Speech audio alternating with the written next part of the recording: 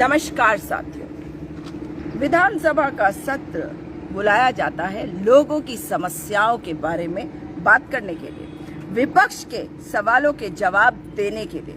मगर मुख्यमंत्री पुष्कर सिंह धामी कितने डरपोक हैं, उनकी सरकार कितना डरती है, आपके सामने है ये। और मैं इसलिए कह रही हूँ कि जो विधानसभा का सत्र बुलाया गया था 7 दिनों के लिए, उसे 2 दिनों में ही समाप्त कर दिया गया। मगर इसमें बहुत सारी तस्वीरें दिखी जो बताती है इस सरकार के बारे में, इस सरकार की असलियत के बारे में, और डरती हुई सरकार, घबराई हुई सरकार। और पुष्कर सिंह धामी जी सोच रहे होंगे कि जो हुआ था त्रिवेंद्र सिंह रावत के साथ पिछले फरवरी 2022 में, कहीं उनके साथ वैसा हादसा ना हो जाए, इसलिए जल्द ही कर दो खत्म विधानसभा का सत्र। याद कराती हूँ, पिछली बार जब हुआ था विधानसभा का सत्र गैरसैंण में, तो उस समय मुख्यमंत्री थे त्रिवेंद्र सिंह रावत, उनको बुलाया गया था दिल्ली और उसके बाद चली गई थी कुर्सी। और उसी चीज का डर है आज पुष्कर सिंह धामी को। जानते हैं कि कुर्सी तो इनकी जाएगी, लेकिन कब तक कैसे बचानी है, ये उसकी कोशिश में लगे हुए हैं।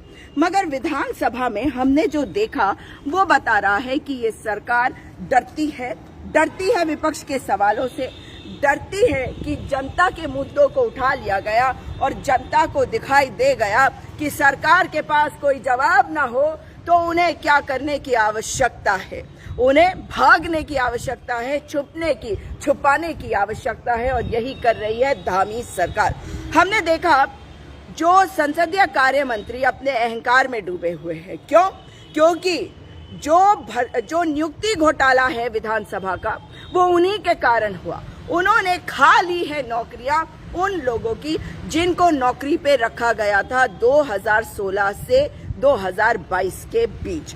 और इन लोगों की नौकरियां तो गई हैं, मगर देखिए कि विधानसभा पे इस पर बहस करने से मना कर दिया विधानसभा अध्यक्षा, जो कहती हैं कि मैं भ्रष्टाचार के विरुद्ध हूं। नाम है रितु खंडूरी भूषण, जो पूर्व मुख्यमंत्री मेजर जनरल बीसी खंडूरी की सुपुत्री हैं। इनका तो खुद ही मामला अगर आप देखें तो इनके तो नाम 2 वोटर लिस्ट में थे, एक दिल्ली का, एक उत्तराखंड का। और जब इनका नाम उत्तराखंड के वोटर लिस्ट में था, तब इनका नाम दिल्ली की वोटर लिस्ट में भी था और इन्होंने अपना एड्रेस भी दिया था अपने शपथ पत्र में, इलेक्शन एफिडेविट में, दिल्ली का। और ये बताता है कि इनको अच्छी तरह मालूम था कि इनका वोटर लिस्ट में भी नाम है। रेजिडेंट आप कहीं के भी होते, लेकिन वोटर लिस्ट में नाम आपका उत्तराखंड में होना चाहिए था। और इस कारण से इनका जो विधानसभा में जो इनकी मेंबरशिप है, वो चैलेंज करी जा सकती है। किसी ने करी नहीं, दुर्भाग्यपूर्ण है और ये बची हुई हैं। पर उम्मीद है कि कभी ना कभी तो आप भी इस जांच के घेरे में भी आएंगी और आपसे पूछा भी जाएगा। भ्रष्टाचारियों की सरकार में आप कहती हैं कि नहीं, हमने जो एफिडेविट दिया उसमें किसी मुख्यमंत्री का नाम नहीं। आज मैं आपको बताती हूं कि इनके झूठ देखिए। विधानसभा अध्यक्षा है, मगर इनका जो एफिडेविट वायरल है उसमें यह बताया गया है कि कैसे 3 जनवरी 2022 को वित्त ने, जो उत्तराखंड जो आपका विधानसभा का सेक्रेटेरिएट है, वहां पे ये कहा था सचिव के द्वारा, अधिकारियों के द्वारा, कि हम किसी की नियुक्ति नहीं कर सकते, इसका प्रावधान नहीं है। और फिर उन्होंने जब तत्कालीन विधानसभा अध्यक्ष प्रेमचंद अग्रवाल को ये बात कही, तो प्रेमचंद अग्रवाल जी ने मुख्यमंत्री को भेज दी वो चिट्ठी, जहां पे उन्होंने अपने विशेष अधिकार का इस्तेमाल करते हुए कहा कि इन लोगों की कर दो नियुक्ति। ये बात है जनवरी 2022 की। लेकिन नौकरियां किस किस की गई है? जिनकी नौकरियां लगी 2016 के बाद से, यानी कि त्रिवेंद्र सिंह रावत, जिन्होंने ये कहा कि बिल्कुल नहीं, ये नौकरियां नहीं लगनी चाहिए। जब तीरथ सिंह रावत थे, उन्होंने भी नौकरियां नहीं लगवाई। तो मैं ये जानना चाहती हूँ कि 2016 के बाद से जिन लोगों की नौकरियां गई, वो तो नियम कायदे के हिसाब से गई होंगी, क्योंकि इन्होंने अपने शपथ पत्र में यही बताया है कि जनवरी में ये विशेष अधिकार अपना इस्तेमाल किया था मुख्यमंत्री पुष्कर सिंह धामी पर। जानते हैं इन्होंने इसमें सरकार को पक्षकार नहीं बनाया। वो इसलिए नहीं बनाया क्योंकि ये भ्रष्टाचार में लिप्त है सारे के सारे भाजपाई और संघी। भ्रष्टाचार ना होता तो रितु खंडूरी भूषण अवश्य सरकार को पार्टी बनाती और ये ना कहती कि किसी मुख्यमंत्री का नाम नहीं है। तो जो भी मुख्यमंत्री था 3 जनवरी 2022 को अगर उन्होंने अपने स्पेशल पावर्स का इस्तेमाल करके लोगों को नौकरियां दिलवाई तो उन लोगों की नौकरियां जानी चाहिए थी जिन लोगों को उन्होंने नौकरियों पर लगवाया। मगर विषय ये नहीं है क्योंकि ये मामला विचाराधीन है, न्यायालय के समक्ष न्यायालय फैसला करेगा। मगर सच्चाई ये है कि इस वक्त स्पीकर जो थे तब के, अब वित्त मंत्री, संसदीय कार्य मंत्री, जिनको आपने सुना विधानसभा में, प्रेमचंद अग्रवाल भ्रष्टाचारी हैं, उनके ऊपर यह आरोप है। मगर वो अपनी कुर्सी को पकड़े बैठे हैं। वो अब भी वित्त मंत्री हैं और उनको उनके मंत्री के पद पर बैठाया रखा है। और दूसरी तरफ मुख्यमंत्री भ्रष्टाचारी हैं क्योंकि उन्होंने अपने स्पेशल पावर्स का इस्तेमाल किया, जिन स्पेशल पावर्स को चैलेंज किया है विधानसभा अध्यक्षा ने माननीय उच्च न्यायालय में। तो ये क्या बता रहा है? ये बता रहा है कि एक तरफ विधानसभा अध्यक्षा रितु खंडूरी भूषण अपनी महत्वाकांक्षाएं दिखा रही हैं क्योंकि वो अब मुख्यमंत्री की कुर्सी को देख रही हैं। उन्हें मुख्यमंत्री बनने की चाह तो सबको हो सकती है, लेकिन इनकी महत्वाकांक्षाएं दिख रही हैं। इनके पिताजी भी मुख्यमंत्री थे। मगर अब बात करें अगर इसके आगे की चलकर, तो मुख्यमंत्री भी अपनी कुर्सी पर बैठे हुए हैं, वो नहीं हटे। प्रेमचंद अग्रवाल भी बैठे हैं कुर्सी पर, वो नहीं हटे। मगर प्रेमचंद अग्रवाल के तेवर बता रहे थे कि वो किसी को भी कुछ भी बोल रहे थे। वो नए विधायकों को कह रहे थे अभी आए हो, अरे कभी तो तुम भी अभी आए होगे। तुम करके बात करने वाले से तुम करके बात करा जाएगा प्रेमचंद अग्रवाल, क्योंकि भ्रष्टाचारी हो प्रेमचंद अग्रवाल। इन्होंने सवालों के जवाब दिए और अपने विवेक का बताया, अपने इंटेलेक्ट के लेवल का बताया कि इनको कितनी समझ है। इन्होंने कहा था कि जब इनसे सवाल पूछा गया कि केदार भंडारी के केस में क्या हुआ, तो इन्होंने रटी रटाई बातें बताई, मगर सारी बातें झूठी थी। पहली बात जो झूठ थी, इन्होंने पौड़ी के तत्कालीन एसएसपी चौहान जी की बात को ही झुठला दिया। उन्होंने एक वीडियो जारी करके कहा था कि केदार भंडारी को परमार्थ निकेतन द्वारा एक मौखिक कंप्लेंट पर उठाया गया था। और ये क्या कह रहे हैं, वो लड़का जो है वो संदिग्ध लग रहा था, इसलिए उसको उठा लिया गया और उसने बताया कि उसने चोरी करी थी परमार्थ निकेतन से। सच्चाई ये है कि इलीगल डिटेंशन पे रखा हुआ था। इनसे सवाल किया फिर से कांग्रेस के एक विधायक ने कि अगर उसके ऊपर चोरी का आरोप था तो क्या उसके ऊपर एफआईआर हुई? मगर जिसका जितना दिमाग होगा उसके मुंह से उतनी ही बात निकलेगी। और प्रेमचंद अग्रवाल ने अपने दिमाग का परिचय दे दिया, अपनी बुद्धि, अपने विवेक का परिचय दे दिया। सवाल पूछा गया था कि चोरी का एफआईआर दर्ज हुआ या नहीं, और इन्होंने किस तरह का झूठ बोला। इन्होंने कहा कि एफआईआर दर्ज हुई है 156(3) में लक्ष्मण भंडारी पिता केदार भंडारी की कंप्लेंट पे, और उसका नंबर बकायदा बताया 34/2022। मगर ये बता रहा है कि इनको ये पता ही नहीं है कि आरोप क्या लगे थे और धाराएं क्या लगनी है। धाराएं भी गलत लगाई गई हैं क्योंकि इलीगल डिटेंशन में आपने किसी को पकड़ के रखा, इसकी धारा लगी है। क्यों नहीं लगी धारा 302 की? ये सवाल है मेरा प्रेमचंद अग्रवाल से। प्रेमचंद अग्रवाल जी, आपको अपनी कुर्सी से स्वयं उतरना चाहिए था, मगर क्योंकि संघी हो, क्योंकि भाजपा संघी के सामने झुकता है, भाजपा संघी के नीचे रहता है, भाजपा संघी से डरता है, भाजपा संघी के तहत है, इसलिए ये सरकार संघी चला रहे हैं, आज भाजपा नहीं चला रहे। इनसे सवाल किया गया कि ये बताओ क्या आप लोग यहाँ पर विधायक के रूप में हो? तो कहता है कि हम यहाँ पे पहले भाजपा के विधायक है, बाद में यहाँ पे विधायक है, भाजपा के कार्यकर्ता और बाद में विधायक। यानी कि ये भाजपा के कार्यकर्ता के रूप में काम करेंगे, ये जनता का काम नहीं करेंगे, यूकेडी वालों का नहीं करेंगे। कांग्रेस का तो करते ही नहीं, मगर यूकेडी वालों का नहीं करेंगे, ये बसपा वालों का नहीं करेंगे, ये निर्दलियों वालों का नहीं करेंगे, अनलेस एंड अनटिल आप उनके कदमों में गिर जाए।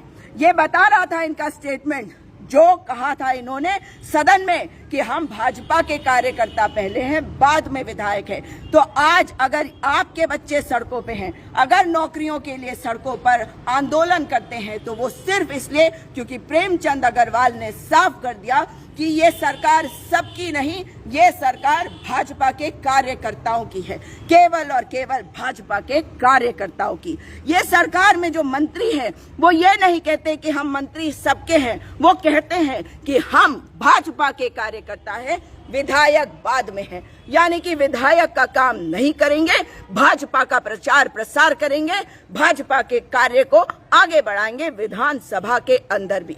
ये तो इन्होंने कहा। जब इनसे पूछा अंकिता भंडारी के बारे में, अंकिता भंडारी केस में वीआईपी का नाम पूछा जा रहा है और ये कहते हैं कि कोई वीआईपी नहीं था, एक कमरा है जिसे प्रेसिडेंशियल रूम कहा जाता है, वही वीआईपी है। अरे ये तो बता दो कि अगर ऐसा है तो जांच अधिकारी मनोहर सिंह रावत ने निर्दलीय विधायक उमेश कुमार की तस्वीर पुष्प को क्यों भेजी? पुष्प जो अंकिता भंडारी का दोस्त था, उससे ये तस्वीर भेजकर ये क्यों पूछा कि कहीं यही तो नहीं है वीआईपी? ये आप देख ही रहे हैं कि शुरुआत से सारे साक्ष्य मिटाए गए हैं और भाजपा के जो कार्यकर्ता हैं, जो विधायक नहीं बने, जो जनता के मंत्री नहीं बने, वो खड़े होकर किस तरह से मखौल उड़ा रहे हैं आपका। अब अगर आप बात करते हैं कि इनके जवाबों का, तो जवाबों में केवल झूठ झूठ और झूठ था। मगर जब यूके ट्रिपल एससी की बात आती है और उसमें यह मांग करी जाती है कि किसी रिटायर्ड जज के तहत इसमें जांच कराई जाए, तो इसमें भी दिक्कत है भाजपा को और नहीं कराने को तैयार। मगर विधानसभा नियुक्ति के मामले में बहस करवाने से मना कर दिया विधानसभा की अध्यक्षा ने। आखिर क्यों? बताएं विधानसभा अध्यक्षा, आपके पास ज्यादा पावर होती है। ये नहीं कह सकते आप कि कोर्ट क्या कह रहा है, कोर्ट अपना काम करेगा। Court is independent of the legislature और लेजिस्लेचर का काम होता है कि हर जनहित के मुद्दे पर आप बात करें, आप जवाब दें। 7 दिनों का होना था ये विधानसभा सत्र और इसमें मैं जानना चाहती हूं कि पिछली बार शायद 65 या 68 हजार करोड़ का बजट आया था, तो क्या वो पैसा खत्म हो गया? क्या वो पैसा खत्म हो गया? इतना बड़ा बजट आप लेके आए और उसके बाद आप अनुपूरक बजट लेके आए, सप्लीमेंट्री। क्यों? क्योंकि सप्लीमेंट्री बजट पर कोई बहस नहीं हो सकती, इसीलिए आप सिर्फ एक फॉर्मेलिटी के लिए ये विधानसभा का सत्र बुला रहे थे और आपने जो करना है उस ओर आपने दिशा घुमाई, सुई घुमाई और हो गया काम वहीं पे खत्म। जैसे इन्होंने जो 2 विधेयक पास करे, उसमें आपको बता देती हूं पहले विधेयक के बारे में। महिलाओं को क्षैतिज आरक्षण, महिलाओं को क्षैतिज आरक्षण दिया ही गया था कांग्रेस की सरकारों के द्वारा।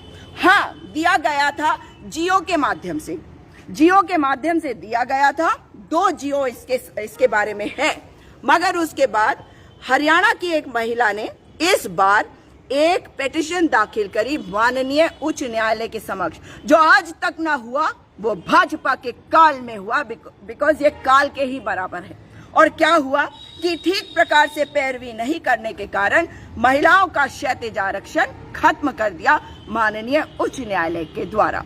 उनका जो तर्क था वो एक अलग विषय हो जाता है क्योंकि कोर्ट की बातें हैं, लेकिन ये बताए सरकार कि सुप्रीम कोर्ट जाना पड़ा, हाई कोर्ट से क्यों नहीं जीत पाए? सुप्रीम कोर्ट से ये फैसला अगर लिया गया कि नहीं, क्षैतिज आरक्षण महिलाओं को मिल सकता है उसी जियो की बदौलत, तो वो जियो ठीक था, आपकी पैरवी गलत थी और महिलाओं को क्षैतिज आरक्षण बरकरार रखा माननीय उच्चतम न्यायालय ने। और इसका मतलब है कि वो जियो बिल्कुल ठीक थे। अगर विधेयक पारित हुआ, इसका हम भी स्वागत करते हैं क्योंकि अब जरूरी है, क्योंकि आपकी पैरवी बहुत कमजोर थी जिसकी वजह से महिलाओं का क्षैतिज आरक्षण उत्तराखंड में छीन लिया गया था। लेकिन अब इसका विधेयक पारित किया गया। मगर कमजोर सरकार इसका क्रेडिट लेने की कोशिश कर रही है। लेकिन सच्चाई है ये उत्तराखंड की महिलाओं की जीत है। ये उत्तराखंड की महिलाओं को जो क्षैतिज आरक्षण कांग्रेस की सरकारों ने दिया था और जिसको लुटवाया था भाजपा की सरकार ने, जिसको जीत नहीं पाए, जिस केस को माननीय उच्च न्यायालय के समक्ष और आखिर में इन्हें जाना पड़ा था उच्चतम न्यायालय के समक्ष, तो ये बता रहा है इनकी कमजोरी कितनी है। क्योंकि उच्चतम न्यायालय ने भी इसको माना तो इसी आधार पर ना कि हमारे समय पर जो जियो आया वो सही था। तो इसका मतलब है कि ये विधेयक पारित किया गया, इसका स्वागत है, क्योंकि ये कानून बनना चाहिए। महिलाओं के लिए हर कानून स्वागत योग्य होगा ही होगा। लेकिन अपनी जीत नहीं, अपनी हार के रूप में देखिए कि ये विधेयक इसलिए लाना पड़ा क्योंकि आप डिफेंड नहीं कर पाए ढंग से केस को उच्च न्यायालय में। अब आ जाते हैं दूसरे केस में। दूसरे केस में धर्मांतरण कानून पर इन्होंने कुछ चेंजेस करे। भाई धर्मांतरण कानून तो पहले भी था, किसी की भी जोर जबरदस्ती करके धर्मांतरण नहीं होना चाहिए, ये तो पहले से है। लेकिन क्योंकि आपको निर्देश है केंद्र से कि बातों को भटकाना है, लोगों को बेवकूफ बनाना है, मुद्दों को भुनाना है, लोगों को लड़वाना है, धर्म के नाम पर, जाति के नाम पर उनको विभाजित करना है, क्योंकि भाजपा की सरकार को लाना होता है। लेकिन भाजपा की सरकार समझ ले कि आज सड़कों पे जो बच्चे हैं जो विधानसभा कूच कर रहे थे और जो बाकी तैयारी कर रहे थे विधानसभा कूच की इन 5 दिनों में, उनको आपने रोकने के लिए, ध्यान भटकाने के लिए ये विधेयक पास किया। इससे होगा क्या भाई? 370 भी तो लाया गया, कितने केसेस में उसका फैसला आया ये बताओ? कितने केसेस में पुराने कानून को छोड़ के नए कानून के तहत कार्रवाई ढंग से हो रही है दूसरे केसेस में? इस वाले में भी देखना चाहते हैं हम कि मुद्दों से जो भटकाने की कोशिश आपकी है उसमें कितने कामयाब होते हैं आप। उत्तराखंड में कभी भी धर्म के नाम पे लोग नहीं लड़े, मगर आप भाजपा का काम है कि मुद्दों को जबरदस्ती बनाकर लोगों के अंदर जहर कैसे फेंके।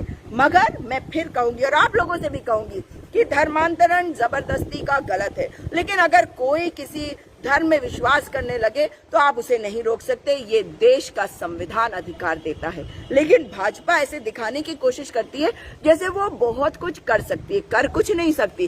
क्योंकि जब यूनिफॉर्म सिविल कोड का मैटर एक माननीय उच्चतम न्यायालय में आया था तो केंद्र की सरकार ने उच्चतम न्यायालय के समक्ष जाकर ये कहा था कि नहीं, हमारा कोई इरादा नहीं है अभी यूसीसी लाने के लिए। और अब क्या किया इन्होंने? अब ये स्टेट्स में ये सारी कमेटी बना के कह रहे हैं हम लाएंगे, तो ले आओ ना, पूरे देश के लिए ले आओ। अरे लाने में क्या दिक्कत है? कोई रोक रहा है आपको? प्रचंड बहुमत की सरकार है, लाओ ना। मगर ये जानते हैं कि मुद्दा ही खत्म हो जाएगा अगर ये एक बार कानून ले आए, क्योंकि उसके बाद तो कानून को काम करना है। लेकिन सच्चाई ये है कि उत्तराखंड की विधानसभा से भाग गए डरपोक और कायर मुख्यमंत्री पुष्कर सिंह धामी। याद रखिएगा कि ये एक कमजोर मुख्यमंत्री है। दोबारा आपसे मुलाकात होगी। इस वीडियो को अधिक से अधिक शेयर करिएगा ताकि अधिक से अधिक लोगों को पता चले कि एक कमजोर और कायर सरकार कैसे लोगों की आवाज को सुनना नहीं चाहती, आवाज को बंद करना चाहती है। नमस्कार, जय हिंद, उत्तराखंड जय।